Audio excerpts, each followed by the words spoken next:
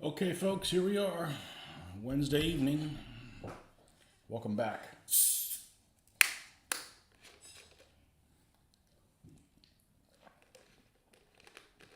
Well, we haven't gotten too far,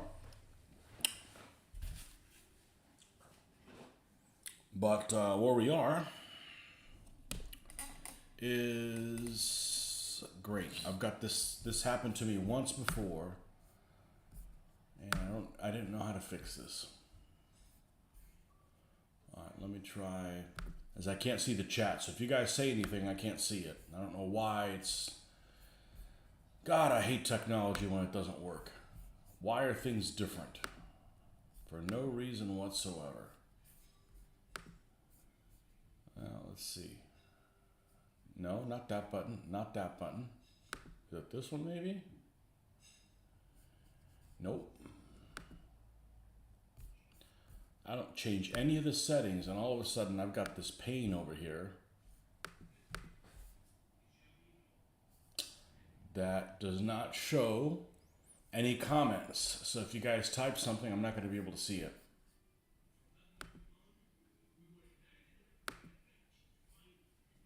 And I fixed it last time.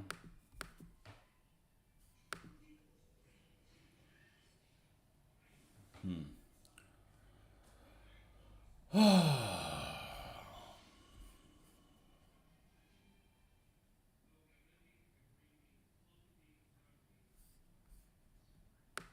if I change this.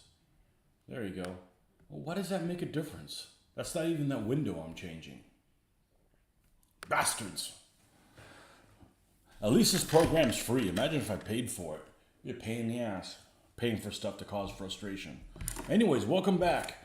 So how far have we gotten along on our Panzer III project? Well, not very far at all. We already had them built, and we did prime them, and we painted this morning the rest of it with the surface primer where we missed with the spray can, rattle can as many people call it, and here they are. And one of these is going to have a Panzer Commander that we will paint afterwards. Hey Chris, what am I going to do with all the tanks I'm painting? I don't know. I'm going to have to move all my 15mm armies out of the way because I've got almost 50. But I got probably 60 more to do if I don't buy any more, and you know that's not going to happen. Eventually play a game, I think. Not with them all at once. I mean, hell, the game only can handle probably 4 or 5 vehicles on a side at the most. Just for variety, I'm just enjoying it. You know, it's just like the people that build models. They don't do jack shit with them. They just have them put them in their display case. You know, hey, there's a chance that I will do something with them. But I don't know. I'm just having a hell of a time. I'm doing something I should have done 20 years ago. So let's get out the old German gray.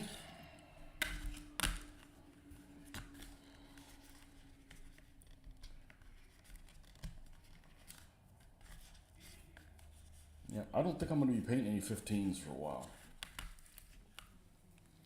Just want to change the pace. Just wait till we get to the infantry. I got tons of infantry I already own to paint that I really like the figures, and they're out of production and stuff. So, all right. But primarily this is painting, not gaming. I can always get my game on doing other stuff. You know, I can always get my game fix playing computer games, what have you. I got to have a creative outlet. So the World War II game is not the end all of the painting. But it's just nice that I can spend, you know, literally a weekend and knock out 3 tanks, which is what I did last weekend. I knocked out the 3 T-70s in a weekend, and not necessarily an intense painting session, because I painted in the morning and then in the afternoon. I don't know, maybe 2.5 hours a piece. You know, if you don't count drying time between stuff. And, you know, and then I can do something completely different. It's not like, oh, I got to build another, oh, I got a stand done. Great. I got another however many things of the same thing to do. I like this being able to change directions a lot better than working on an army that I've got to the next on a good day probably the next 4 months I got to keep doing the same thing. So I don't miss the 15s. My concern with this was going to be that I wasn't going to be happy with the end result, and that's has not been the case. I've been pleasantly surprised at how some things have turned out.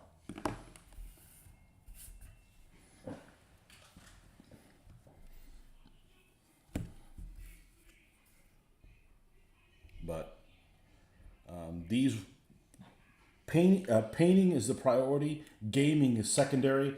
I'm not even going to travel with these, so I will not be putting on any games at shows, or I'm not putting on any games at shows in the future to begin with. I'm done with that phase of my life. I'll be a lazy bastard like everybody else has been for years. Instead of struggling to take a day off, and then you take a day off and you create a bunch of work for yourself for a hobby. No, I'm done. Work's just gotten too difficult, too much of a pain.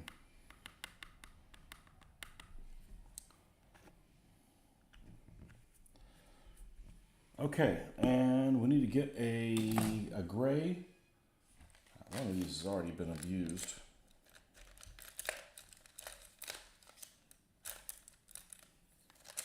And there it is. Welcome to Florida. It's hot again. Let's see.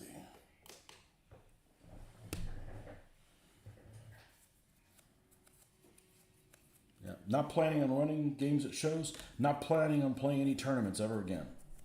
And it's not necessarily because I had a bad experience playing in a tournament, because I don't know, I probably played just rounding off, just a round off, probably 200 different people. And maybe only 3 of them I wouldn't want to play them again. It's got nothing to do with that. It's just not my thing.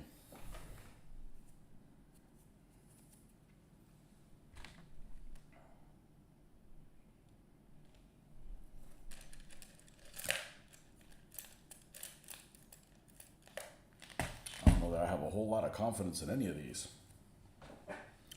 Been collecting painting platoons of U.S., German, Norwegians, French resistance for World War II skirmish, and have the bug to add Chindits and Japanese. Well, I'm not going to ask you the question that everybody asks. What rules are you using? Because I don't care. Because that's a very personal question. I am not a fan of vague rules or ones that don't have a lot of flavor. So you could say that when it comes to World War II, I like to play things that are extremely anal retentive, but that's okay. It's kind of my religion, so to speak. Or I'm just not going to play it. I mean, I'll play other games that are generic, but I'm not going to be like whole hog and like wanting to like collect something and put all this effort, and then when it comes to playing, it's just kind of like it's World War II-ish. So I'll play rapid fire, or I won't play a Flames of War tournament, but I'll play a Flames of War game, but I leave all those games basically lacking the flavor that I want. So French resistance, yeah, I got about 20 resistance fighters, definitely. I don't like any of these brushes, to be honest with you. They've got a little bit too much dried paint on them for my taking, but I think let's just see how this one behaves, because we're going to ruin this. Making your own morph of every game I've played, but haven't gotten to armor yet. Yeah, that's what I started doing. That's what me and Jeff Franz were doing back before we ever before we ever played any Ancients games.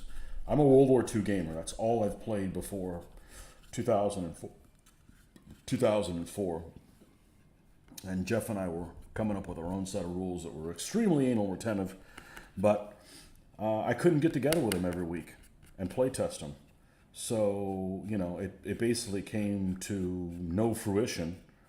And, and then we saw a set of rules that came out that was spooky close to what we were coming up with.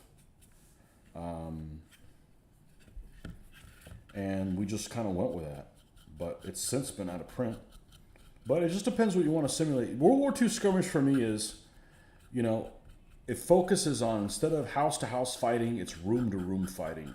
So, you're running a half a squad at the most. And I'm just painting all these vehicles just because I have them. I've got some scenarios I've actually came across that are vehicle only. And that might be the way to kind of do vehicles. You can have 6 or 7 on a side. I've got actually a couple of scenarios in that North Africa book, but we're not making these for Africa Corps. These are going to be for some unnamed Panzer Division. As much as I'd love to put Panzer Division markings on these things, like the 11th or something like that. I'm not going to do it because, these might all be, there might be a scenario that requires these to operate with something else that doesn't have the right division markings, and, we're going to leave these generic-ish. But we're going to paint these numbering like they're the 11th Panzer Division. Which one thing I always thought was really strange is the 11th Panzer Division, always the Ghost Division, but the 7th Panzer is also the Ghost Division because that's what it was called in Battle for France. So, you're talking about the Ghost Division that has the reputation, or the Ghost Division that has the skeleton symbol for it. I'm talking about the Ghost Division that's the 11th. So, there's a scenario book on battles in the Ukraine, and the 11th is prominent in that.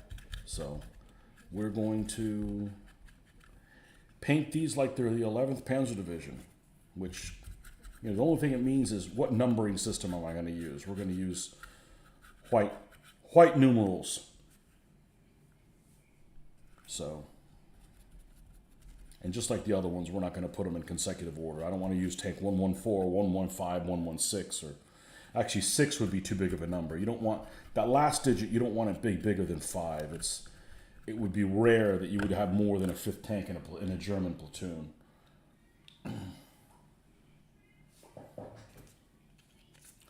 But yeah, we weren't getting anywhere making our rule set. So I'm going to play the rule set that I have that I thought was pretty highly of. I'll be honest with you, I've never used the vehicles in it. I've read the rules. It seems to make sense, but because I'm not going to run anything at a tournament, if something starts to not make sense, then I'm willing to change it. I'm actually like the fact that the rules are out of production. So we'll see. But the main reason isn't to play the game, because I can fire up the computer and play Gates of Hell Ostfront whenever I want to, or Close Combat or something like that. So I can get my World War II gaming fix out. I just can't do it, that's not creative. So,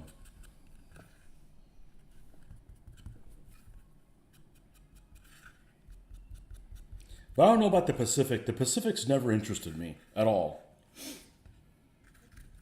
It never has.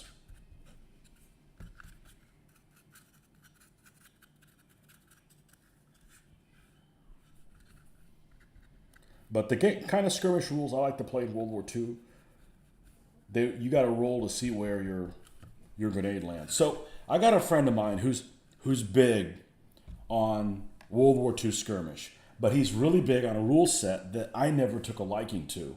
I actually had them. I never took a liking to them. I think they may be out of print as well. They're called Battleground. It's a D20 type system. And one of the problems I had in it, I happened to look through some chart or something that was available online, because a lot of the way I look at it is I don't want any space compression. So I don't want to use figures that represent one man, but then, like in Battleground, the grenades, you can only throw them 4 inches away. So that's severely compressed. That's compressed like, I don't know, 8 times probably. Because the problem isn't that, oh, you can only throw a grenade 4 inches away. It's that you're 4 inches away as far as a grenade goes, but yet you can't stack guys any closer than touching the base to each other. So there's a little incongruency there between the visual scale and that and the rule set I was coming up with was actually actual scale of the miniatures, which seems kind of silly on one end, but rifles can basically shoot across the board. But other games successfully do that, like what's the modern one that I have down there? Force on Force. Force on Force, you can shoot all the way across the board, and you don't even measure range. It's all that's a little too much. Somebody that's this far away from you should be easier to hit than somebody that's a lot farther. Well, it depends on the weapon, but so it just simulates something different. What do you want to simulate? I want to simulate you have to try to break into a house and throw grenades, and sometimes the grenades don't go where you want them to. I mean, if I wanted to play something operational, I would play a different game.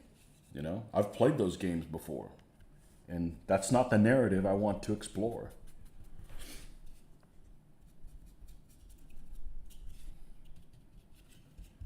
So, and I think at least for me, there's always been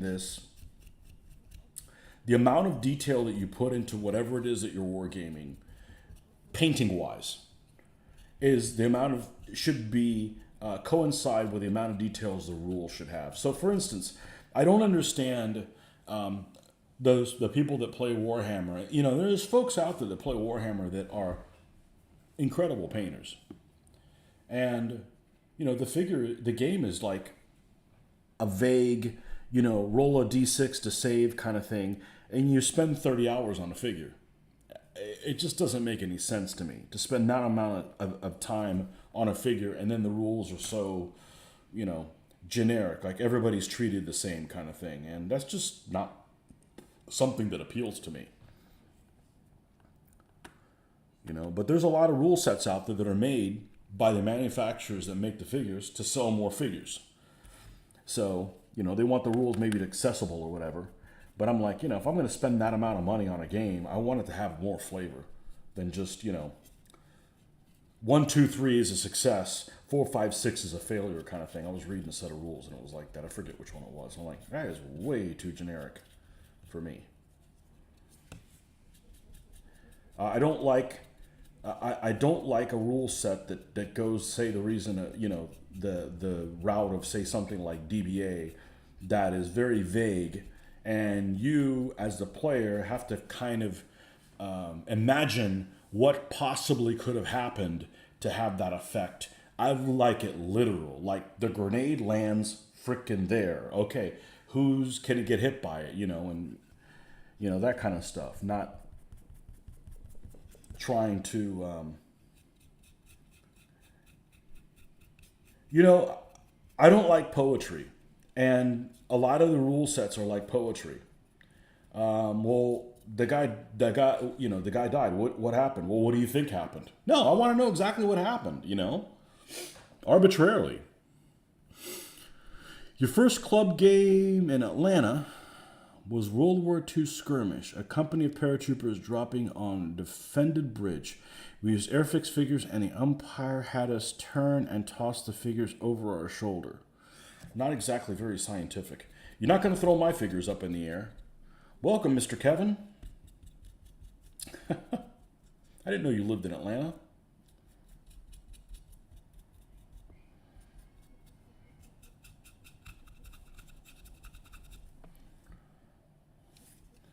That's not too far from here.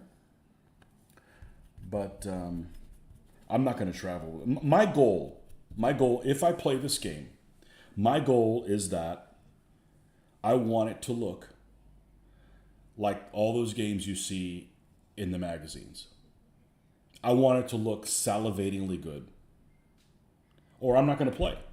I'll just play, figures. Because why am I doing all this effort to have something that's not, magazine worthy? And I don't care if it moves slow. I don't care if I have to solo the game. You could do reports, and there's going to be some really interesting narratives that could happen. But if I'm going to go through all this effort, painting the stuff, researching it, doing all the weathering and the right colors and all that stuff, I want it to look like all those magazine things that they have. You grew up in Tampa, making Atlanta.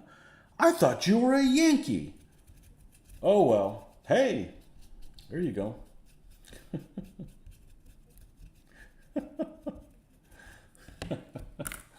Excellent. Oh, man.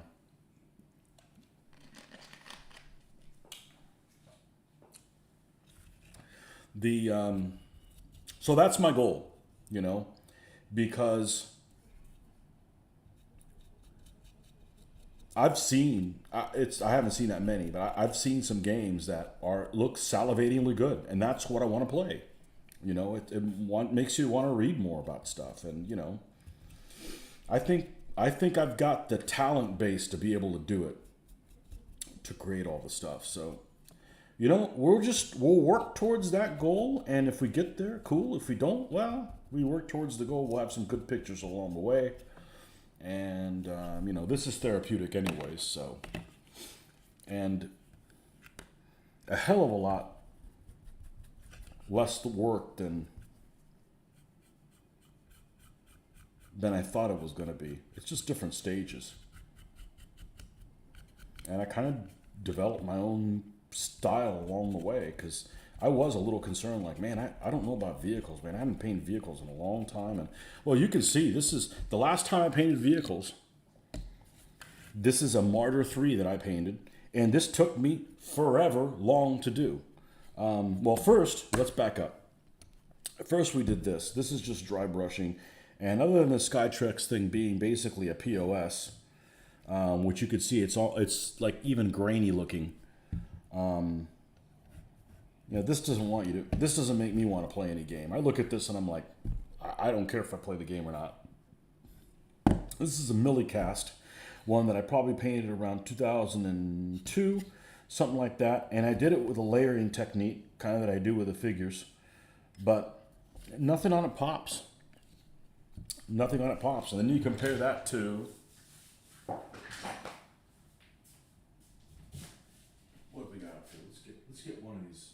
Let's get one of these check 38s. There we go. Let's get the one with the dude in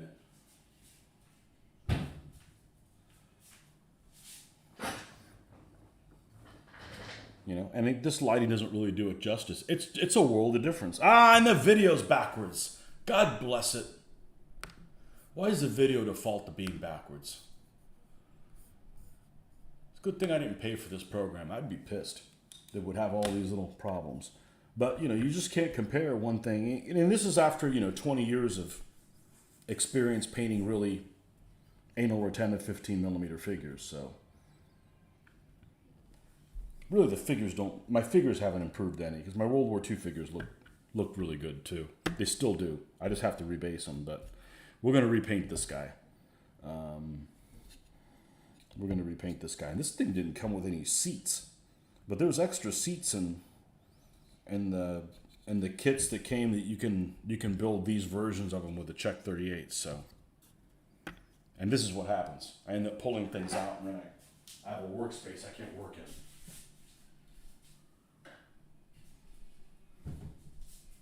But that's what the goal is going to be. Is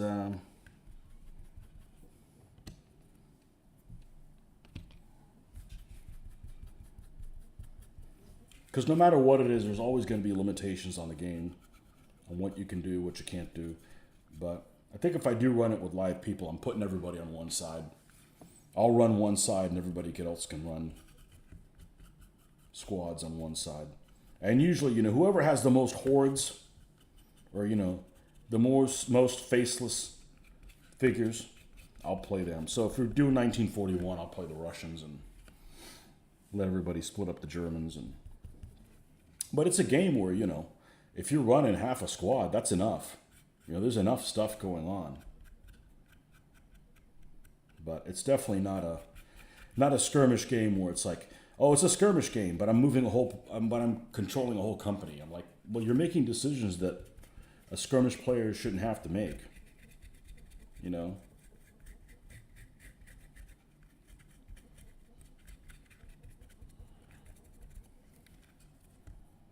But I like the fact that they're out of print because if something doesn't make sense in them, I'm going to change it.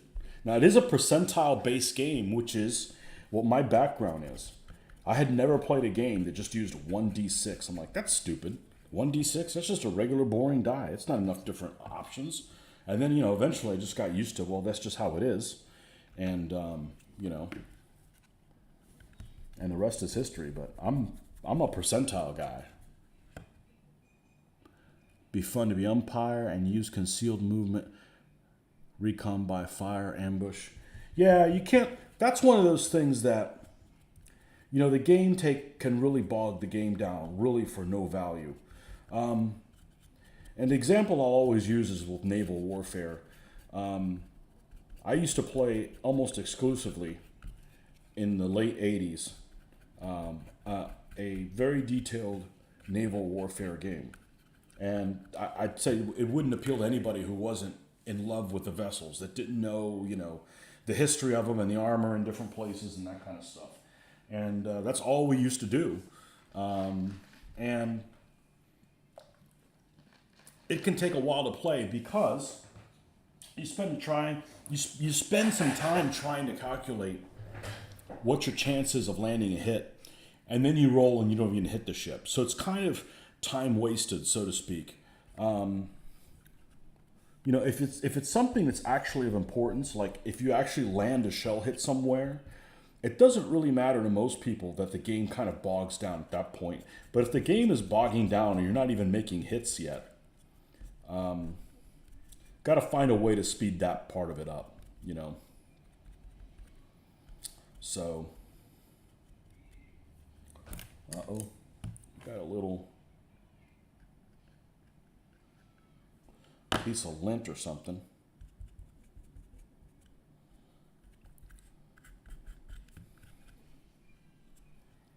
Let's make sure we get under that machine gun, at least with this initial color. So when this is done, it'll be pretty much dry, we'll go over this with Agrax Earthshade, and that'll add some brown type of modulation to it, and then we'll go over with this and layer this up with subsequent other shades. So I don't use my wet palette. No, not for this. No, I don't want the paint to be wet. Harpoon, no. Seekrieg 4. No Harpoon. I had a friend of mine that did like Harpoon. It's like, if you move at full speed one turn, you move like a quarter of an inch. And 1/6000s didn't exist back then. So we're playing with 1/2400 scale ships, and Harpoon's almost like a textbook exercise, not really a game. Seekrieg 4. We played it for many, many years. We play on the floor, and what is it? An inch? A nautical mile was 4 inches. So, you could have things that are shooting 50 and 60 inches away easily, depending on the visibility conditions. But we played that for many, many years, exclusively. Almost exclusively. But again, why did we play that? Because somebody at the hobby store was playing that. We found out about it. So, back then, you only found out about a game if somebody was out playing it. There was no internet to say, hey, anybody know about any good naval games? Like, you just kind of had to find stuff on your own. This one is being retired because you are now misbehaving yourself. I'm losing confidence in your abilities. I don't care if we're going to ruin one of these. Let's do this right.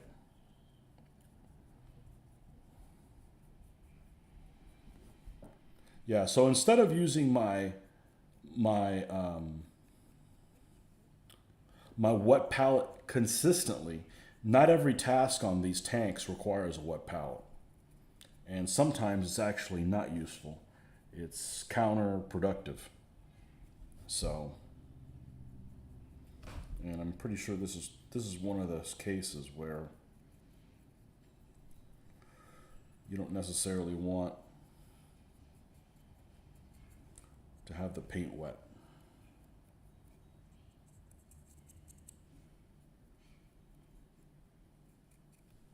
But all we used to play is World War II, and we played some World War I ships as well. But World War II, all the way. That's all we played. I'm always humored by people that are like, "I'm just getting into World War II." I'm like, really? What else is there? I guess it depends who you're exposed to. Like, I've never been in Napoleonics. Never.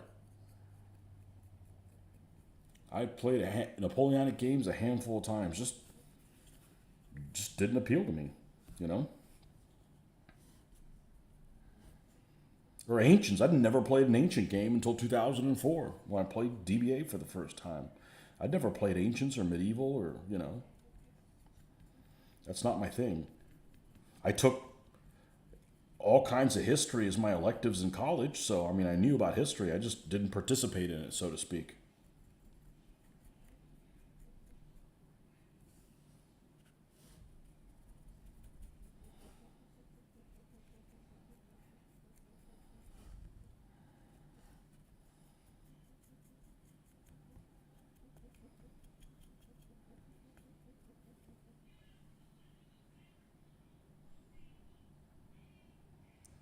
Wooden ships and Iron Man. Couldn't get into it.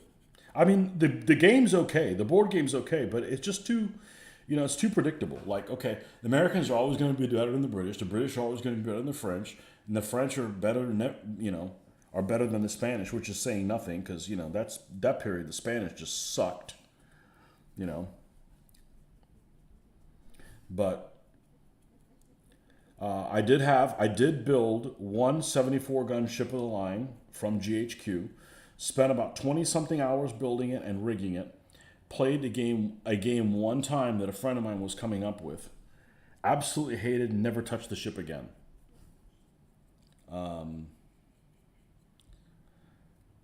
Ships and Iron Man is not a bad game. I don't like games that will say, if I remember correctly, the map board on Wooden Ships and Iron Man has like all these lines on it. And it's like, in this scenario, this line represents land. I don't like that. Like, give me a cutout that actually, you know, when I have to try to squint my brain to see what I'm actually looking at, I kind of lose interest. And Squad Leader used to do that a lot. Squad Leader would be like, oh, it's this hill on board 3 or 2, it's actually all woods. I'm like, no, give me an overlay for it, you know? John Peter, welcome.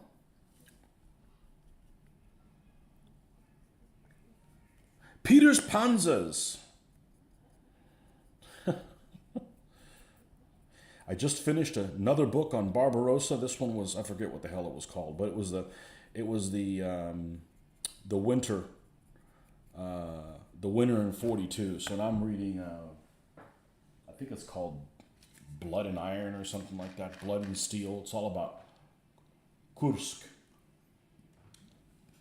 So I already know about all this stuff. I like the stuff read to me while I'm on the way to work because there might be some juicy bit that's like, ooh, I want to read more about that kind of thing. You know, and I occasionally run into stuff like that.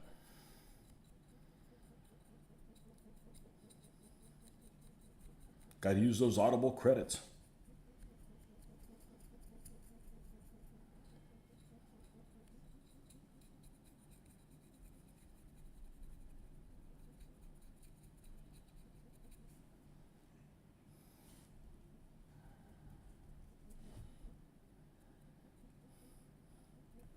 I got to go and make a crooked spider flag.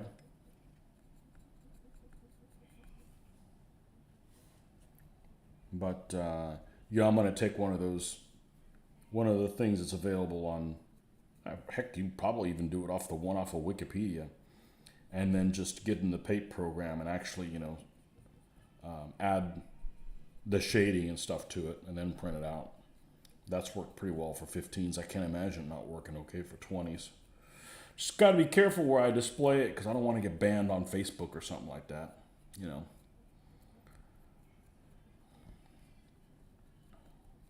Like, no. That's what they did. So, but it's not a huge priority.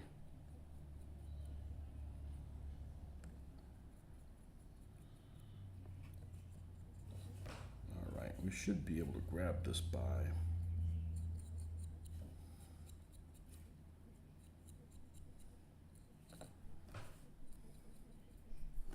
Okay, and the third one. You move wooden ships off the board of the tabletop and scratch built ships from balsa. Just finished a book on Arminius. Written as a novel, but at the end of the book, he details his sources and tells us what was factual. Oh, that's cool. I never did finish watching the rest of that series. What was it, Barbarians or whatever? I watched 3 or 4 and just lost interest. And that's what happens now. Is just there's too many things to watch, and I give something about like 10 minutes. And after 10 minutes, if I'm not like captivated, you know, I'll go to something else. So all the options that we have now causes, I guess, ADD, ADHD, whatever the hell it is. I don't have it. I just, more. There's just too many things to look at. You know,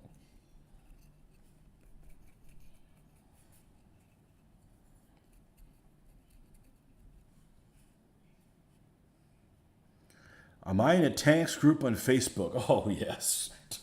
Oh yeah. I don't know. I'm in like not a tanks group specific, but I'm in like 7 or 8 Facebook groups just for that. Because I'm not doing any posting on all the ancient stuff. I'm not creating any ancient stuff. So yeah, it's like 7 or 8 or something like that. But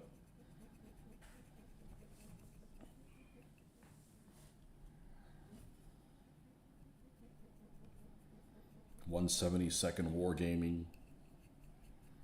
Because I'm not doing this in another scale.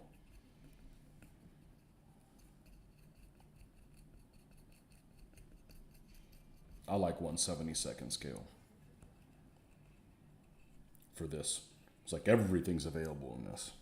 Well, now there's a lot of the skills have a lot more variety than they used to, but way back in the day, this is the scale you wanted to do things in if you wanted some weird vehicles.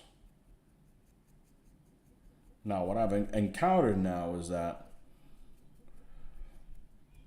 there's just about everybody makes everything in 3D printing. Of course, just like miniatures, all the 3D printers, all the 3D printing people that I like. Why? What kind of a notification was that here at the bottom? All the 3D printing people that I like are all in the UK, and the cost is prohibitive. Okay, it was a defender summary that did not find any threats. This time, the cats were saying the Ukraine will not have spiders on them. How is Mitch doing? I don't know. He's out in California celebrating some moon dance festival or something like that. He'll be back next week, I think.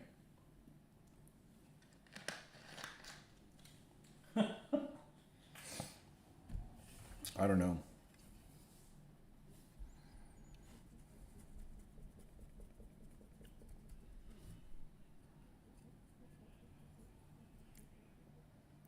Cats were sitting. I'm not paying. I don't pay attention. I'm not paying attention to that. Once I find out they were lying to me about what was really going on, I'm like, I'm not interested in current events. We're all being lied to about everything. You know, I don't want the news spun a certain way. Just tell me what's going on. Well, we can't tell you that. Okay, then I'm not listening.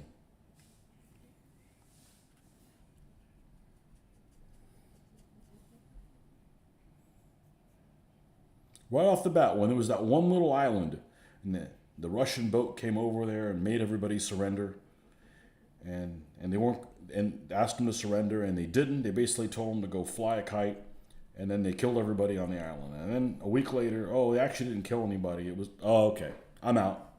That's all it took for me. So I don't watch the news or none of that stuff.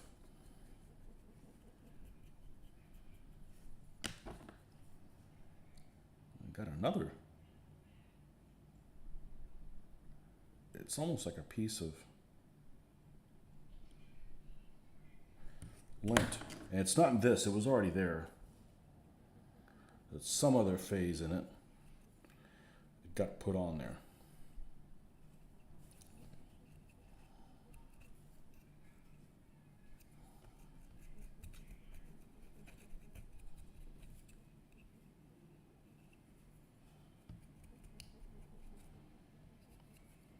It's getting real difficult to meet after work. Work's just been too busy, and it's just like there's just too many steps. Like, gotta go home, gotta do this, gotta change, gotta have this, and then you come back and you game, and then you're tired and you gotta start over. And it's the beginning of the week. It's like there's just days where it's like, the busiest day of the week is like Monday for me. I'm like, I'm not coming over. It's just too difficult. Okay, Chris, thanks for stopping by.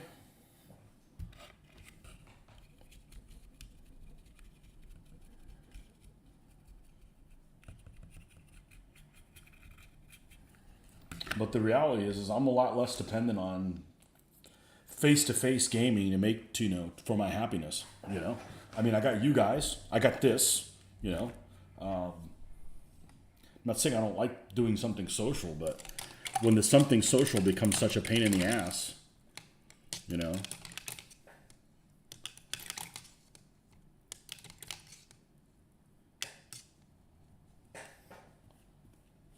That's why I'm not running games anymore.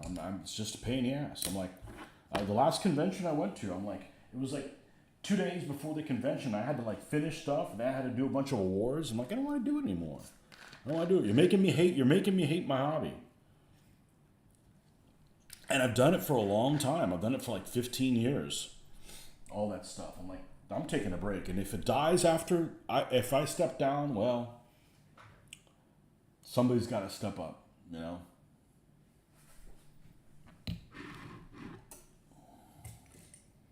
I am not ever painting something in a rush because I got to have it done for a show. It's never happening again. That is a hateful thing to do. Not doing that again. These things will get done when they get done. And they won't be done until they're done.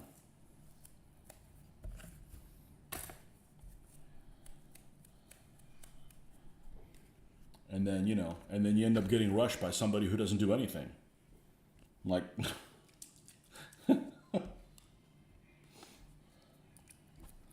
okay, so it is now Agrax Earthshade 30.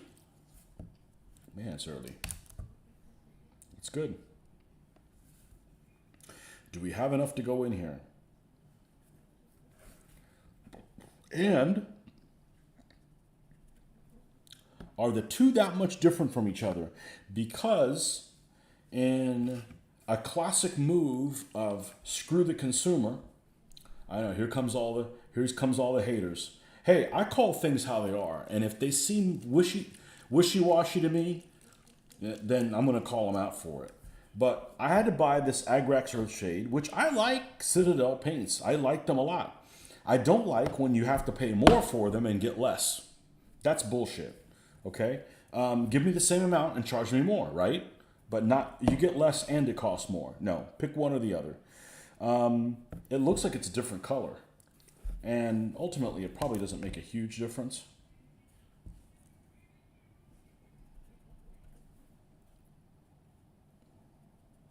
Nah, it's the same. But yeah, they made their container smaller. Like, what an asshole move, Did I get to use my Mongols more than once? I do not have Mongols. They're Huns. I played them about 10 times. And I'll play them in something else. I'm just not going to play DBA. I'll play, I'm on the side working on my own stuff that who knows if anything will ever come of it. But I'm not playing DBA again. But I'll play Ancients again. But I won't play in a tournament, you know. So that's what we're doing when we're getting together. But it's a long ways to go.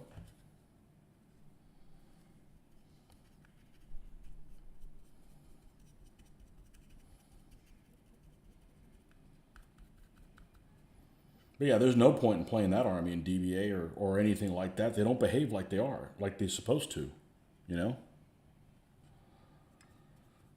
They don't, they're not going to behave at all. You're not going to make the decisions that you would do, that you would have with those troop types because they just don't behave right. So the goal is to make a set of rules that they behave that like that. So, but again, it's not really my priority. You know, I'm only going to work on that if we get together with the right amount of people on the right night. I'm not working on rules for ancients when I'm not there gaming with it. I have no idea. I have no interest in working on them by myself. I'm interested in playtesting them with other folks, and we figure things out as we go. And I'm not playing. I'm not even playing. You know, I'm just kind of observing and making, you know, writing revisions and how we do that. And then, you know, and then it's either, you know, you start real basic, change one thing. Is the game better or not? Yeah, it's better. Okay, cool. Then that was successful. And you move over that way. So,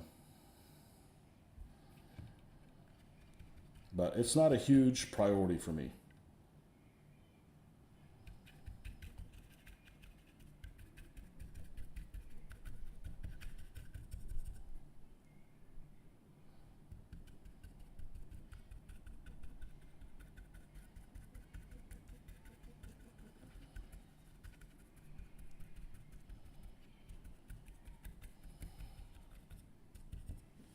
You know, for starters, I never have to call the skirmishers that stupid PS name.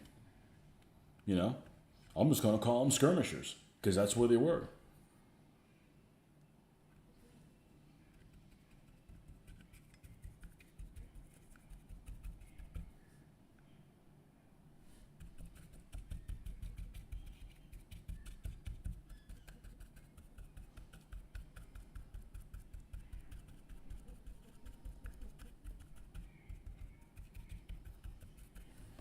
Okay.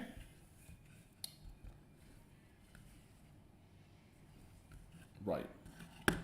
Next.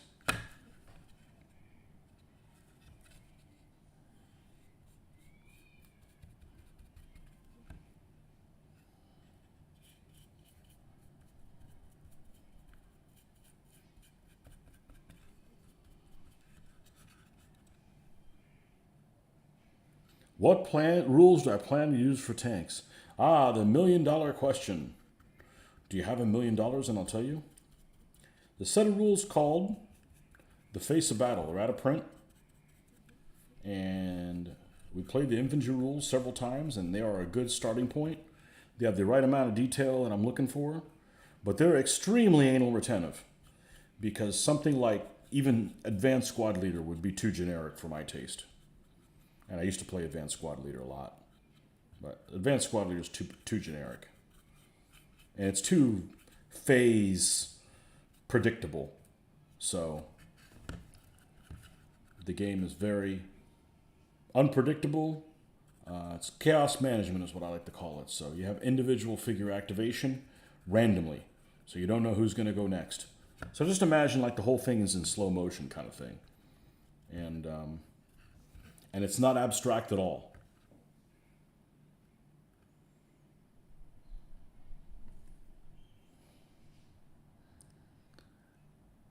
Craft paint's probably fine for tanks, I guess.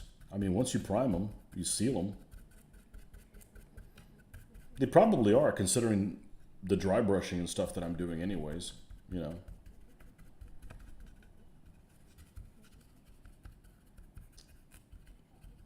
I use craft paints for some things. When I do buildings, I'll probably do craft paints. They don't go on great. I don't love how they go on, so. And I got lots of. Actually, the thing I've used the most of is This Agrax Earthshade. The other paint, I don't use that. I don't even use that much of it. It goes a long way.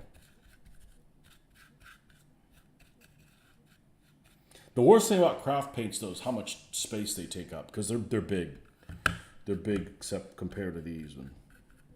And the craft paints were a pain to get at the beginning of the COVID thing. The whole COVID mess. You had people that were buying paints and getting in it. They're buying my paints and they're not even crafty people.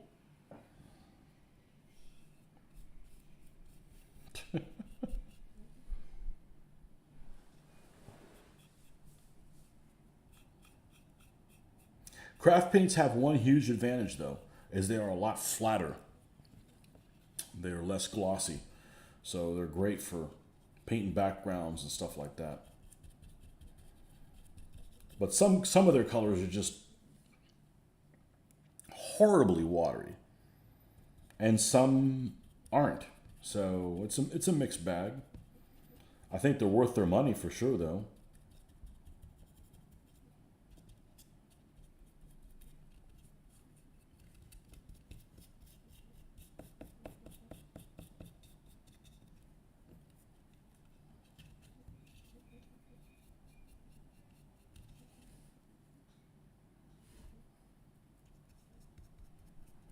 One thing I know is I'm not painting in enamels. Nope.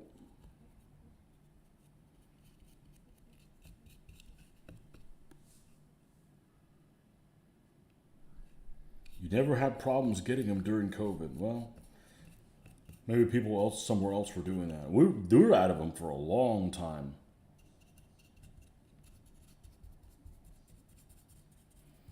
And generally, when I use craft paints, I use them a lot more than these Viejos because I'm usually painting something that's kind of heavy on the paint, like terrain and stuff like that. But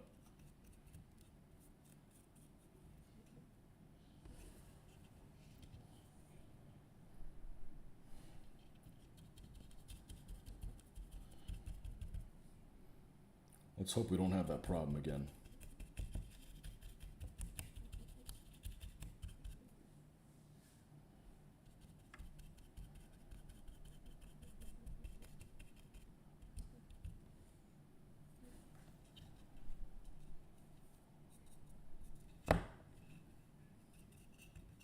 Like, I can make this wash, but look, it's not worth my time. It's not worth my time to do it. I don't go through that much of it. That I'd rather just buy it and be done with it.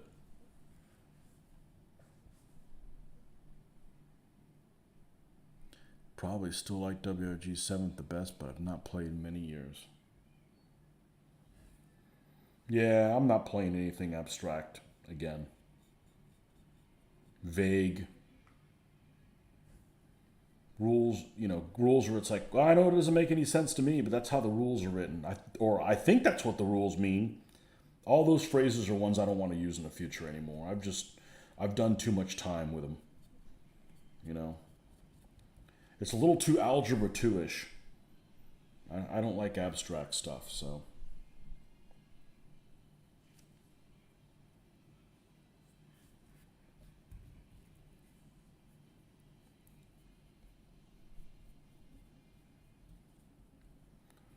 That's another reason I don't want to run any of my stuff at a convention, because let's say I do come up with something that's really cool. I don't want to discourage other people from playing other games that they like. I don't care if people play what I have or not. I'm doing it for me, So I don't want to poo-poo it and, oh, why are you playing that game? That game sucks. Rules are just a way to get shit painted.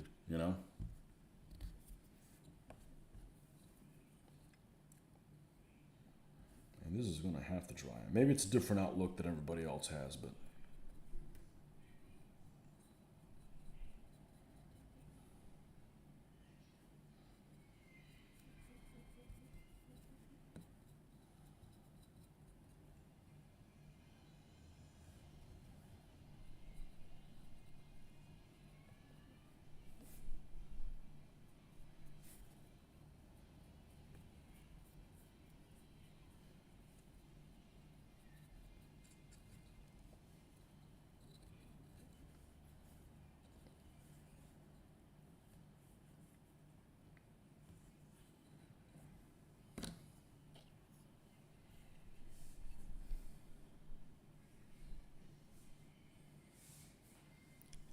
Gee, the way they much better. Both players just want to play and win, not win at all costs. Yeah, I don't want to play another game where you have to conform to the unit perfectly. It's just too abstract. You know, I've done it for years. You know, it's difficult to teach to new people. They can't understand it. They can't understand why a guy has to conform exactly to them. It's just very wooden. So, and I've done it enough times for enough long period. I know what I'm talking about, what I like or not. So, I don't want to do it anymore. You know.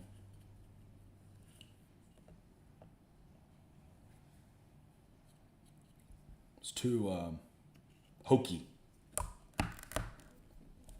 I understand why they did it. There's ways you can get around it. They just take some effort. Okay, let me rinse this off, and I will be right back.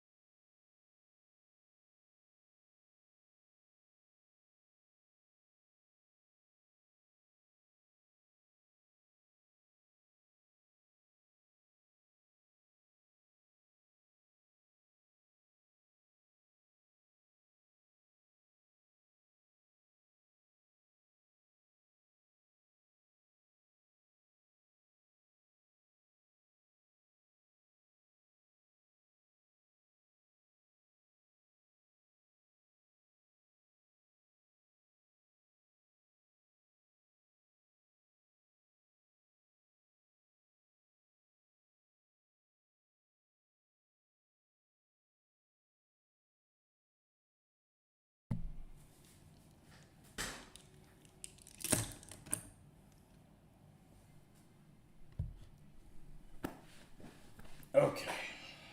Put this stuff away. Yeah, when I used to, before I ever got into DBA, I used to play World War II. And you go on the miniatures page, and man, everybody's got a fucking opinion. And everybody wants to convert somebody else. I don't want to convert anybody, and I don't want to be converted. You could tell me, hey, have you seen this rule set? I said, yeah, I looked at it, it's not for me. What do you mean it's not for you?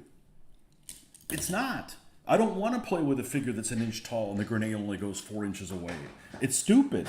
It's overly compressed for a game where, you know, it's supposed to simulate one person's one guy. It's not for me. You know? This game's great, but you got to play with 28 millimeter figures. I'm not going to do 28 millimeter figures. I don't care if you give them to me. I don't have a love for them. Stop trying to convert me, damn it. I don't convert other people. We're just hanging out here, you know?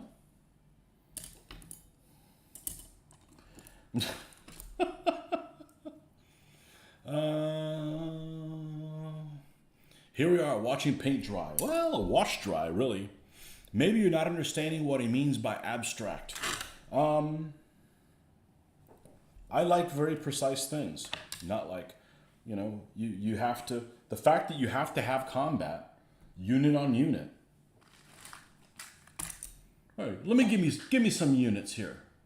Give me some units here. All right, let's say these are bases.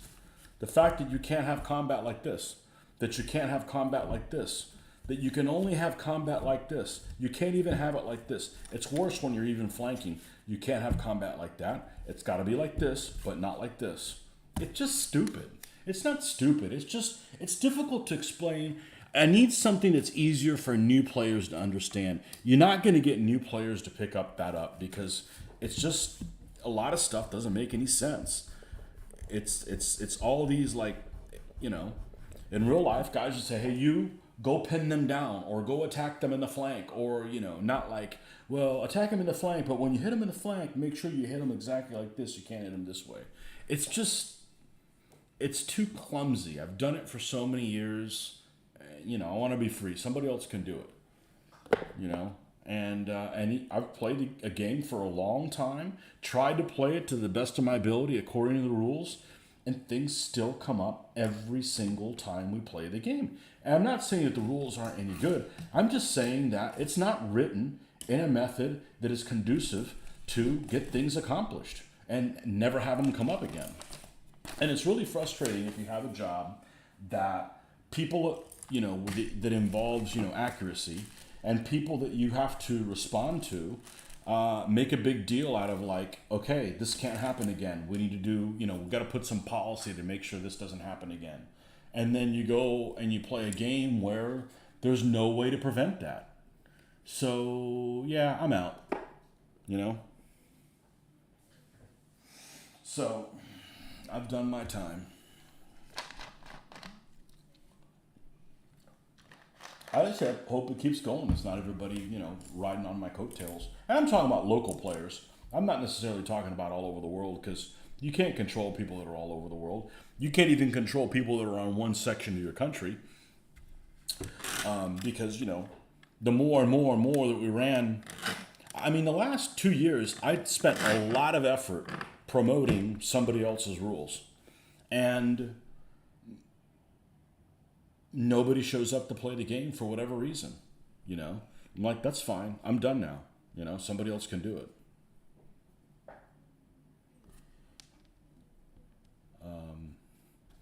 I spent a lot of effort trying to get a fact group together that can rule on something.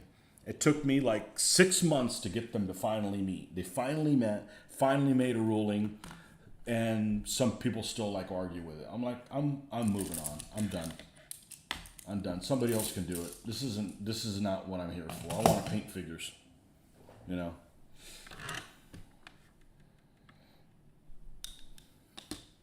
Okay, wash is drying. Where does that leave us?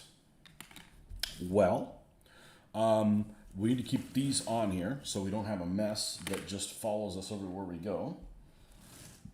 Let's see if I got a spot that I can. I'm going to make Kevin worry again and not use the wet palette. How many tanks do I have left to paint?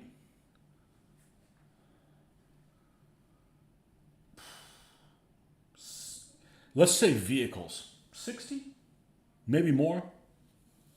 More than 60. I don't have to paint any of them. I just, you know, I got plenty of them to do. I really enjoy, like with these Russians. Pull them out. This is a little show and tell, I guess. What the hell? Where's my T-70s? So at one point I was going to buy decals for all my vehicles. But the problem is that it costs a fortune. Not only that, it takes forever for them to get to you. So I just decided to go to a cool little website. One of the websites is kind of cool. It's called ScaleMates. And there's many different kits and all different scales. And they give you like scans sometimes of instructions and the decals. And I'll just hand paint the decals on my own vehicle. So like this is based on a decal. That, let me put my glasses on so I can see that what I'm sending you is clear or not. Oh, that is way too bright. That's not what it looks like. That's not what it looks like. Let's give you guys a picture of kind of what it looks like. Let's change this brightness, which is always a struggle. Nope, it's not there. Got to go here. Got to go here, and we need to, is exposure offset might fix it? Let's see. Let's see what we're looking at. That's a little better. Still not right. It's still not. This painting light is so damn powerful that it squashes everything. Okay, that's a little bit more what it really looks like to my eye. Yeah, because usually it's too bright, and see all there's all kinds of subtleties of browns and stuff in it that you just can't make it out when it kills everything.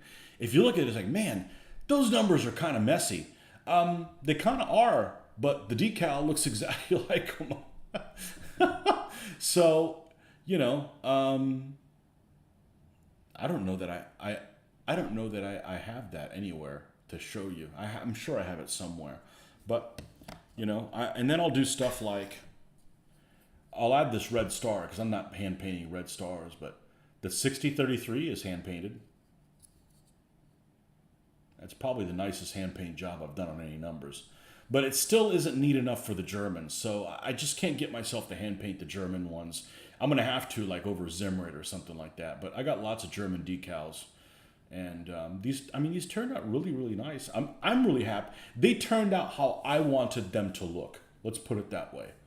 I don't like the chippy rust buckets that people seem to do. I mean, you know, these are weathered and they're not overly weathered. I don't want like every vehicle to basically look brown.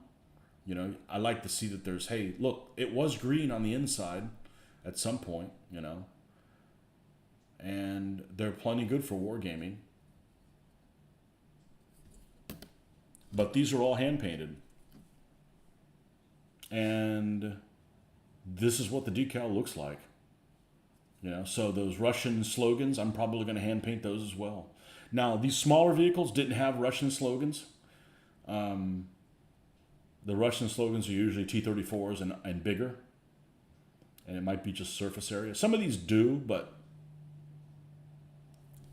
you know, I didn't want to paint these in consecutive numbers. I wanted them to have kind of an individual. This lighting is a hell of a lot better. This is where I should leave it at. Yeah. Yeah, they're not just green. So that brown tinge or whatever is the Agrax Earth Shade. That's one of them. You know, that's one of the things that it does. Let's pull out this Check 38 and see if that comes out a little bit better. Looks less washed out, I should say.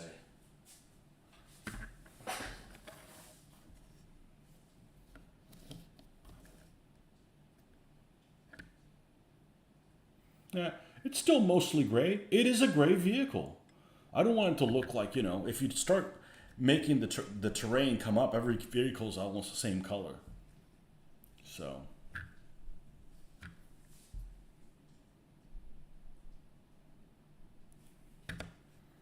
anyhow. So here's the difference between weathering and not weathering. Here is a T-34 without the weathering on it. It still has the Agrax Earthshade color in it, the wash, and then lightened up. And then here is the vehicle with the dry brushing on it, which are the colors that are in the base color. You know, the ones that are here, that'll be on the stand. This is an old model, but it's a Skytrex model, which I have. T-34s alone, I probably have 25 of them. You know, and again, you're looking at a shine that doesn't exist. That and it's not flat coated. But yeah, so we're gonna hand paint all this stuff. I'm having a lot of fun finding, you know, different paint schemes for different stuff and hand painting the decals. I'll be honest with you, I was a little scared of doing it until I did this one. And then I'm like, okay, if I can pull that off, I can do anything. So, and it's just one stroke at a time. And I don't know that I even had any cleanup. The secret is flow aid. Flow aid is the secret. And, you know, a brush you have confidence in. and it'll take care of itself, and one stroke at a time. So, but I'm not painting the red stars. That's just absurd, you know. That's just too. They need to be too neat, you know. But this one's done. This one just needs to be put on a base, and this one needs to be weathered. So that's what we're going to do next after we paint these two bases, because that also takes some drying time. So let's get the old, what color is this? Chocolate brown. And let's zoom the hell back out so you guys can have a little bit more field of view. But anyhow, I'm enjoying the hell out of doing this. I put this away for 20 years, so.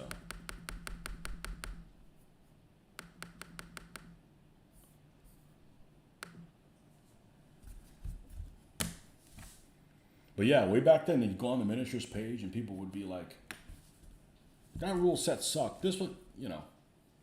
Hey, that's why there's that many rule sets. I don't want a rule set where every figure is treated the same, or you know, you don't have leadership type things to do, or the rules or the distance is compressed too much. You know.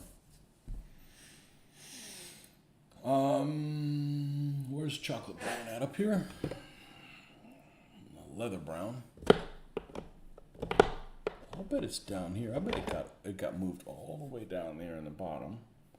Oh, that's the old one. Oh, we need to buy another one then.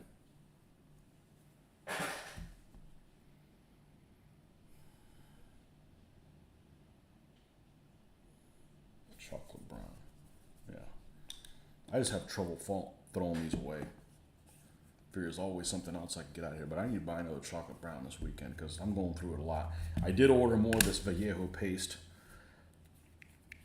because I've gone through that faster than I ever thought before.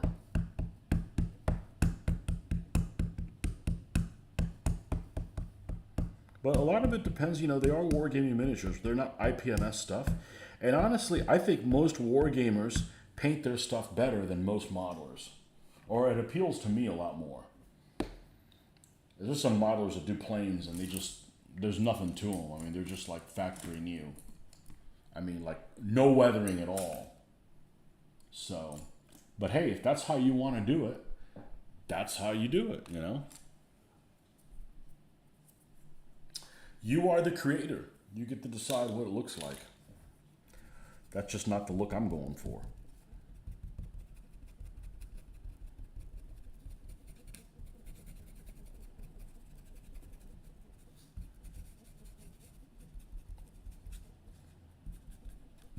It's going to be really interesting when I do an Africa Corps vehicle. I'm actually looking forward to doing that, not because I'm actually a big fan of them, but because I think it's going to be a challenge to get them to look how I'm going to be happy with them. And I'll be honest with you right now, most people aren't going to like them because I'm not going to make them all chipped and shit because they just look wrong, you know, to me. But I'm pretty sure how I'm going to do them, and but we're going to do the good guys. I won't do Africa Corps until I get some good guys in the desert. And if you don't know who that is, well then you've been reading some revisionist history.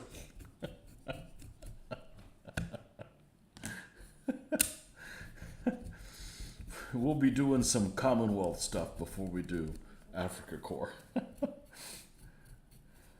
But I plan on doing my Africa Corps painting them gray and then dry brushing them heavily on up from that point, not just starting them at brown.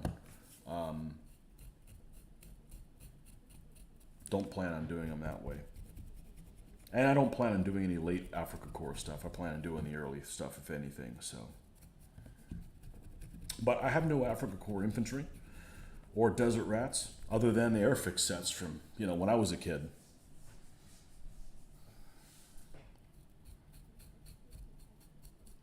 But, you know, there's some periods of, there's just some stuff in World War II I'm just not interested in doing. I'm not interested in the Pacific. I'm not interested in long-range desert group. I don't care how badass those guys were. I'm not interested in them, you know? There's just some stuff that just doesn't interest me. I have limited amount of time, limited amount of attention span, time to do everything. Can't be into everything. You know, just because it's your favorite period doesn't mean somebody else has to appreciate. I think Tunisia would be interesting. A lot of people don't do that. I've said that if I did Commonwealth, I'd want to do Italy because Italy's kind of a forgotten front. You know, I think it's well suited for skirmish with the heavily broken. This one's in a bad way. Oh, we're gonna have a burial at land for you. You go bye-bye. This is the new one. Wow, we definitely need to get another one of these this weekend. Luckily, this is a color that's carried by Hobby Lobby. I don't really want to mail order paints. It's kind of expensive. So this color I don't put on the tank. This is like the base. The other two colors that get dry brushed on top of this do go on the vehicle, but not this one. All right, what's going on here? We just got some out. Where is...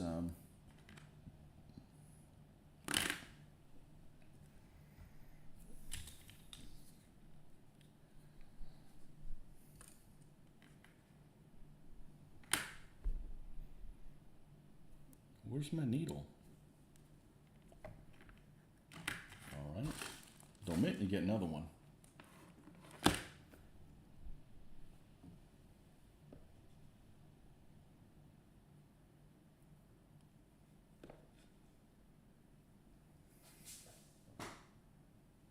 Where'd they go?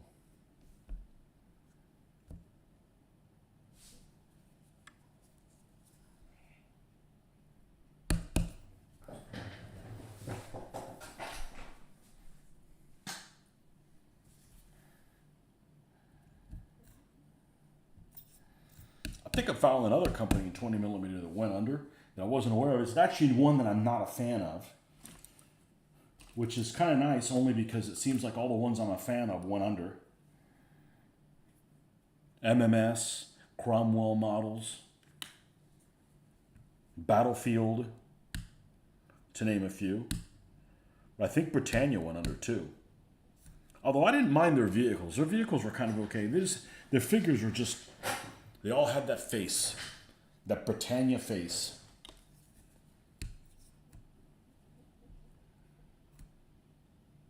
But much more than 15 millimeter ancients and medievals, there are some 20 millimeter figures I just do not like the manufacturers at all and won't use them. Whereas I'll pretty much use anybody in 15 mil if I'm making up an army, especially if it's, feudal knights or something that needs, to have some kind of individuality. There's pretty much every manufacturer in 15 mil that I can think of that I would use their stuff. Maybe not the whole army of them, but, to work them in, Whereas there's just some manufacturers that if they're the only ones making it, I'm not buying them,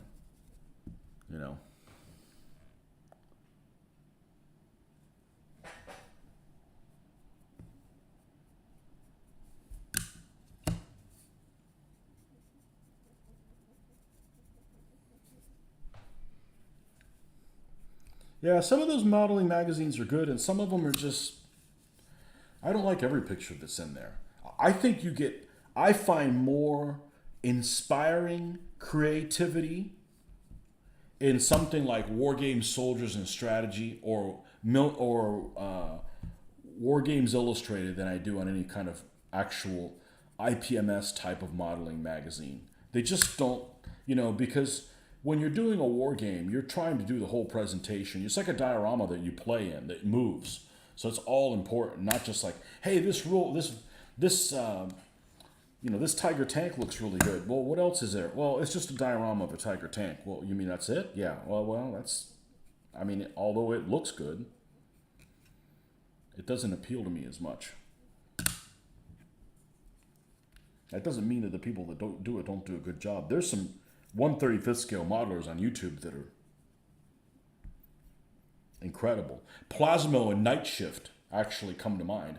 And in that scale, I don't mind all the the rusting and the chipping and stuff like that. But this is for a war game, you know. I figure if I'm going to do rusting and chipping on a tank, then I need to do like armpit sweat stains for the figures and you know, dirty knees and stuff like that. It's just it's to another level that I don't really want that look in a war game, so to speak. You know, it's a little too realistic. And also a little too time consuming. I have a lot of vehicles I'd like to paint, and I'm just not going to get them painted if that's the kind of detail that is expected of me. And I don't expect that of me. I don't want that look, you know. That doesn't mean that they're not very talented. They are. It's just a look I don't want, you know. And besides, I've got to cut some corners, okay? I don't really cut very many corners, so you know, that's the corner I choose to cut, is to not make them look like that. You know, it's just not something that I want. I probably do it. I mean, there's enough videos of people doing it. I could do it. I just don't want to buy, you know, 12 products. You know, like I'm going to paint this T-34. Well, how many steps is it? Oh, it's about 42 steps. I'm like, no, I got other things to do.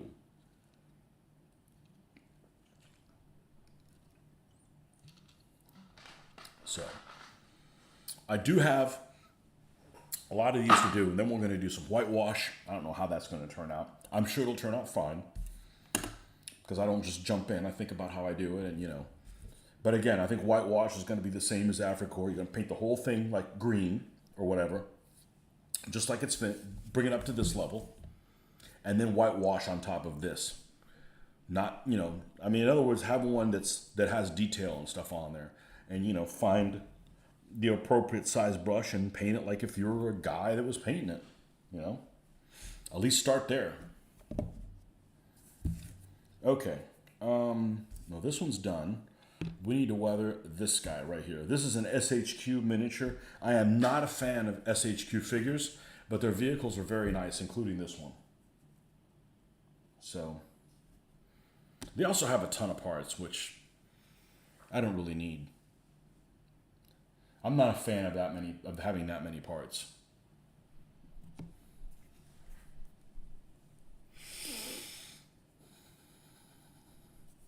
You know, it's all depends what you want. I know there's some people that are still, they like glossy looking figures. I don't, you know. All of my early figures, I used semi-gloss, and I would give them 2 coats of semi-gloss to protect them because I liked how that looks. Then I saw a lot of people with, you know, doing a flat, and I'm like, I like that better, so let me change to flat, you know.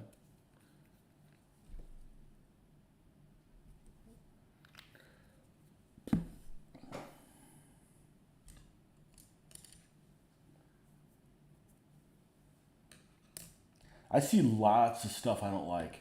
I don't comment on it. I don't comment on people's hobby. You know, like, I don't go, well, that's stupid, you know, or that doesn't look right. Like, maybe they're trying to do better. Maybe that's what they want them to look like, you know?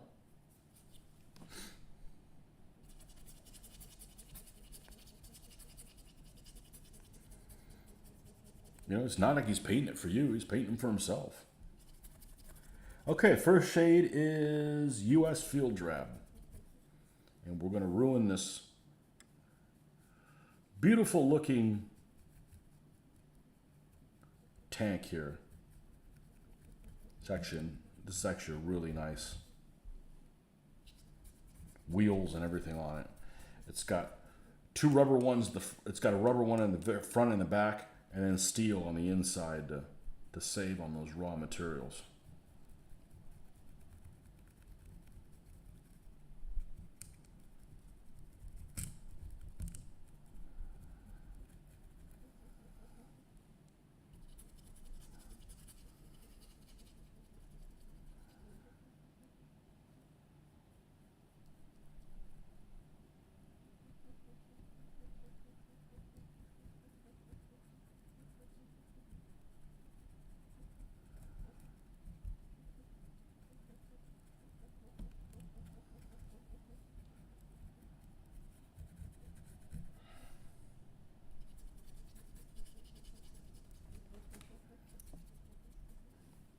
There's a fine skill modeler that somebody gave me an article from, and it's probably from, I want to say it was 1989,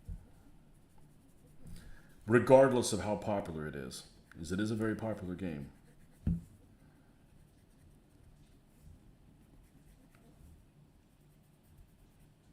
So I've heard.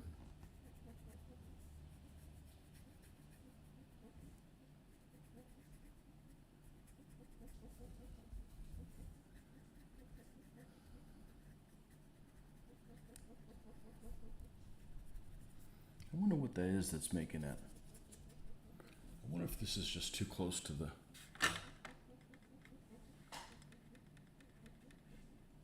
wonder if that's what it is. I wonder if it's the light. Insolent light.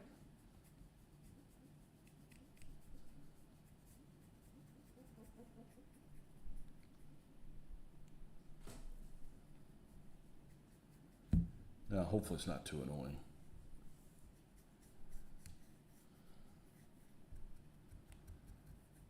And I think you can get pretty good results with some patience and not without using an airbrush. An airbrush is fine if you want to develop that skill set. I have no interest after I buy the airbrush and cleaning it, and it's really the cleaning I don't really want to do. It's not even the cost of it. I'm sure that I could get the cost back out of using it.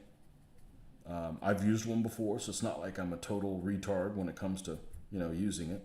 I have used it before, but I just don't want to spend the time to clean it.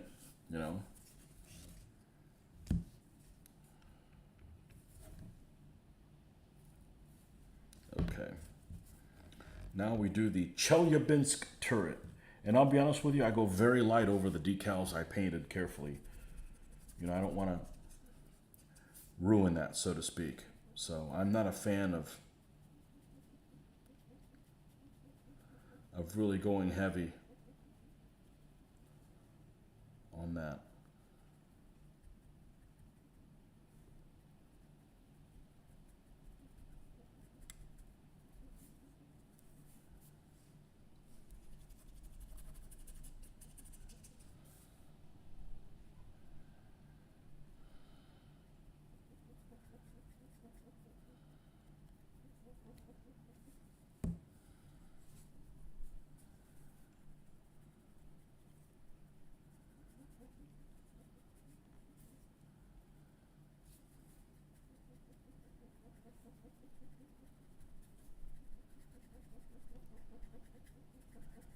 Just going along the edges is really helpful to show off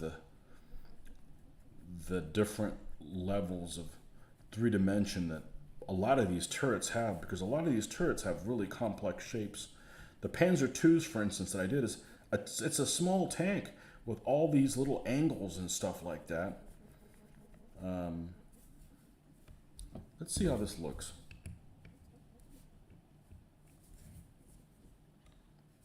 And let me compare it to the other one.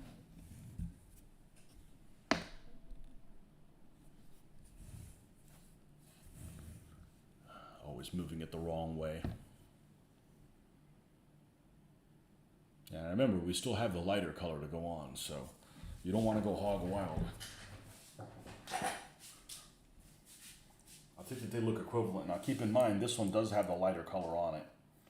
So I think that that's good enough with it. We just need to do the Iraqi Santa. I'm going to check and see on one thing, and then I'll be right back.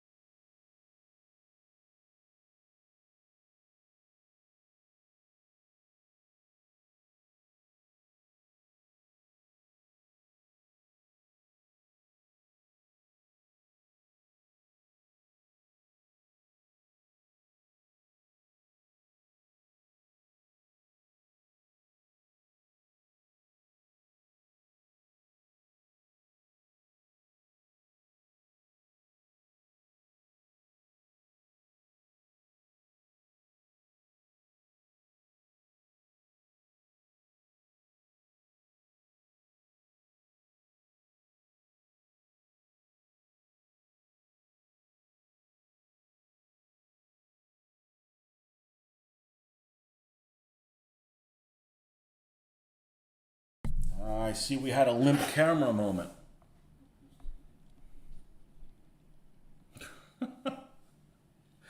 Oh, man. Okay, so let's get to Iraqi Sand is the next color up. I'm just checking to see if the wife unit was back, because I think the timing on it's going to be just about right. She'll get here, and we got to let these tanks dry and stuff like that. These stands will take a while to dry too. There's quite a bit of paint on them on purpose, so we don't have a problem later on.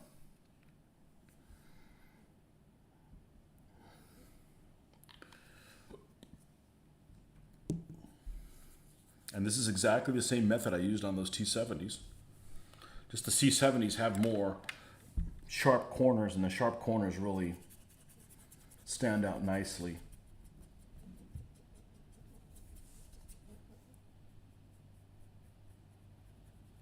To catch all those details. And these are the same two colors that are going to be in the base section. So they will, all that dust and stuff will be like it's working its way up. You know, just tracks. A lot of people like making their tracks super rusty. These are kind of start with like a dark brown. That is rust. But, you know, rusty that's orange, yeah, it's after you're running through the dirt and stuff like that, that's not going to look that way. But, hey, if that's how you want to do it, it's your tank, it's your vehicle. You're the creator. You get to do it however you want it to look like. Just not my first choice.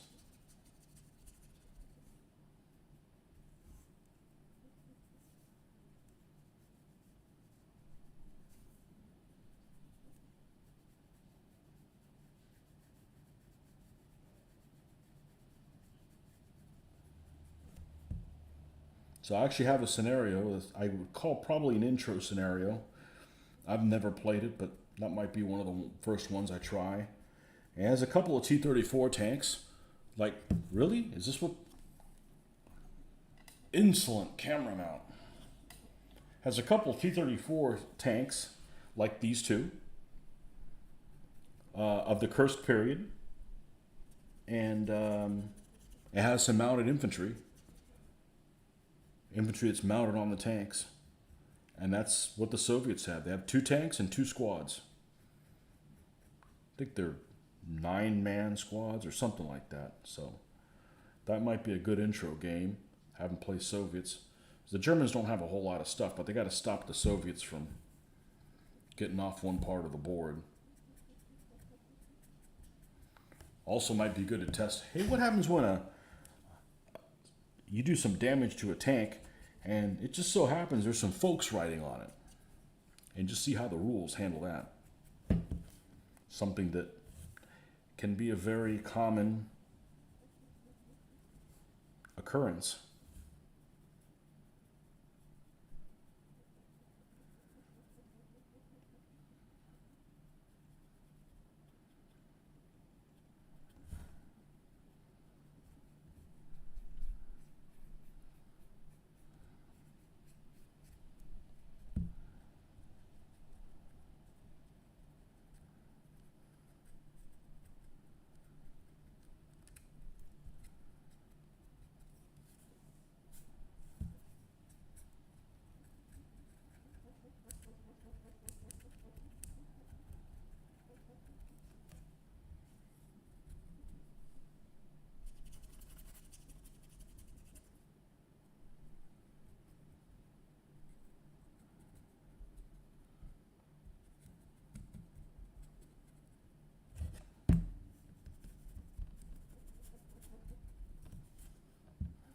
Now, one thing I really dislike about metal models is I can't use weld cement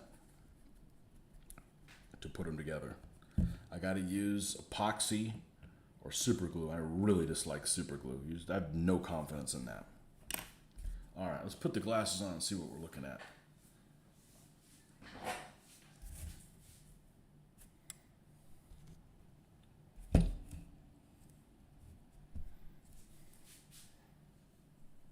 I mean, that looks pretty dusty. I mean, if I do more than that, then why did I even bother painting it green? At least from my point of view, from what I'm looking at. I'm not sure what you guys are looking at, but yeah, the road wheels on that look really nice. I'm really happy with that. So I've got like 6 more of these to do, and I think 3 more of these. I got 3 Chelyabinsk and then 6 regular ones. So lots of Kursk T-34s. Kursk time period T-34s. Mr. Nordic, snow earlier that had to be shoveled. Now it's freezing rain. Enjoy. I don't want any of that.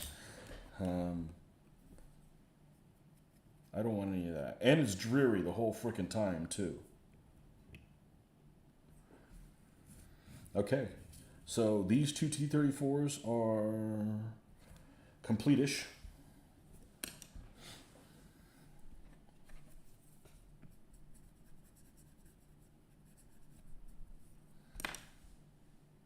And we just need to wait for it to grow. See, what do you have more of, half-track tanks or military vehicles or planes? I have no planes. You don't believe you've seen a T-34 with those big body things on the back, usually drums. Well, at first they had none. Then they went with these. Then they went with drums. So these are, imagine they're fuel, but they're square. So imagine if you get a rifle round in it, I'm guaranteed it'll put a leak in it. Or, break a weld, and then you've got, fuel everywhere. But, it's the Russians. They don't care, right? Yeah, I kind of like how they look, honestly. I got plenty of them with drums, too. They just tended early on not to use the drums. What to have more, half-tracks, tanks, or military vehicles or planes? Definitely tanks. Planes, I don't have any. I could probably use some if I was going to do like an airfield or something like that. But the only thing that even remotely interests me in doing airfields, I would love to do a battle on the airfield of City Rosé. And of course, that one would have a bunch of strewn tanks on it or whatever. But that's North Africa, so we're not there yet. But I have a fair amount of half tracks. I have maybe I have 4 of this I'm going to call it die cast, even though it's not die cast because it's mostly plastic.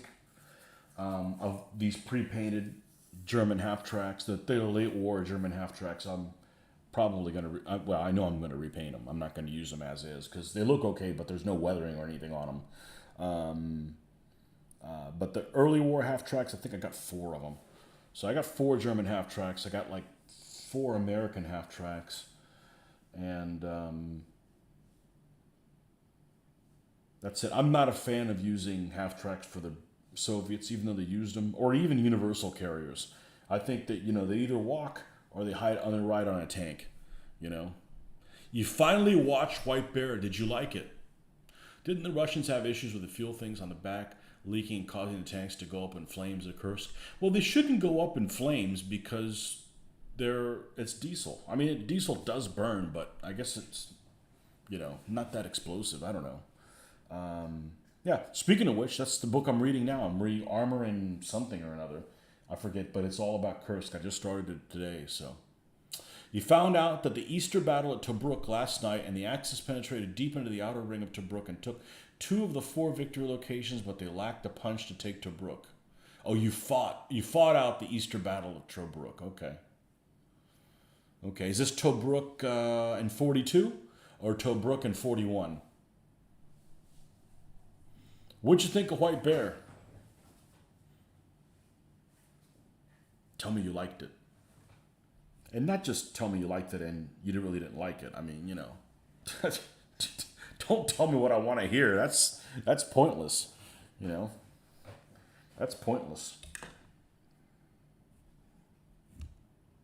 Oh, this one had a light mount that I lost along the way. Oh well, this one's missing it. F it.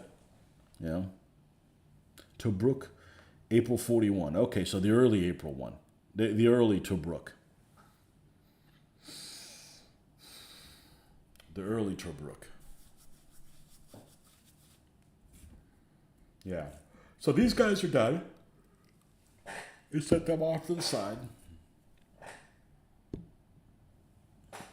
Do I have any German armored cars? Yeah, I do. I do. I've got one finished, another one built with issues. I gotta solve the. So I'm building this thing and kicking ass. And this was a kit that a Facebook friend, I don't know them personally, but I've interacted with them a lot in the last 10 years or so. Said, hey, I'm never going to use these, sent them over to me. And I had fun building this until I came across the antenna, which goes the whole length of the vehicle. It's broken like 3 spots. I'm like, okay, I could repair this, no problem with weld cement. And I've come up like empty. So I think what I'm going to do is I'm going to eventually get, that's why I stopped working on this. I'm going to eventually get the Plastic Soldier Company set of armored cars where you can build, you can build 3 armored cars of 4 types. You can build this one, which is the 263. You can build the 232, which is the standard armored car with this same type of huge array. The 231, which doesn't have the array, but it has the 20 millimeter turret, and then the 233, which has a short 75 millimeter in a casement mount, open topped. So I think what I'm going to do is I'm going to get that, and it comes with 3 of everything, but obviously there's only 3 bodies, so you can't make 12 of them. But I'm going to have an antenna I don't have a use for. So I'll use the antenna for the 263 from that in here. And the antenna, I think, on the 231 is also broken because he was nice enough to send me a 231 as well. Or a 232, I should say. Let's see. And I believe this one has a crack in it as well. It's nothing he did. It happens. Let's take a look. Here is the... And I don't mind putting the kits together. They're kind of relaxing. If you got the right tools... They're relaxing. If you don't have the right tools, not so fun. Yeah, see, this one also has the rate, the let's see if you can make it out. It's broken. It's got, it's not broken too bad. It's just broken in one spot. I can probably fix this one. But this one's broken in like 3 spots, and I've tried to mend it, and I'm getting nowhere. So I think that's the way forward with it. So, and I do have a 230. Oh, it's always good if you put the things back in where they go. I do have a 231 built together already, but it's an old, crappy model. It was actually like the first thing I did when I got back into vehicles. So,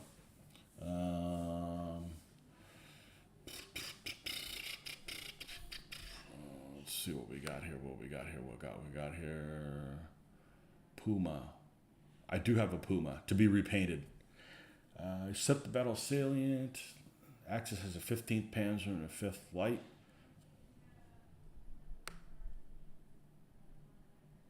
Avalon Hill Tobruk has a good game. Mitch has it, and it's old as crap. I don't think he's ever played it. I remember Blazing Chariots, the ASL scenario, where you got 12 honeys against like 8 or 9 German tanks or whatever. It was all right. I like the cruel punishment they came up with. However, the girl getting punished never really shut up. But I get it. She was freaked out. Yeah. Watch the next one you should watch. I think it might be in the same season. It's get ready for this. It's a black and white only, but it's not old school black and white, which means it has a lot of detail. I don't know. You should be proud that I actually watched something else in black and white, and it's called Metalhead, and it's post-apocalyptic type. That's pretty interesting. White Bear is the best episode of all of them, I think.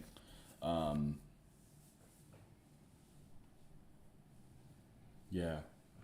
My daughter really enjoyed it. She's like, no freaking way. And Mitch really liked it. I mean, I'm like, Mitch, you're really gonna like it. I showed it to him, and he's become a prophet about selling that one. So I wish there was more stuff like that. Just stuff along. I actually like Black Mirror because a lot of the stuff, it's not really complex, but it does give you something to think about. It's not like you're just sitting there, watching it like an idiot. It does give you something to think about. Hold on a second. Let me see if I think she's back. Hold on a second.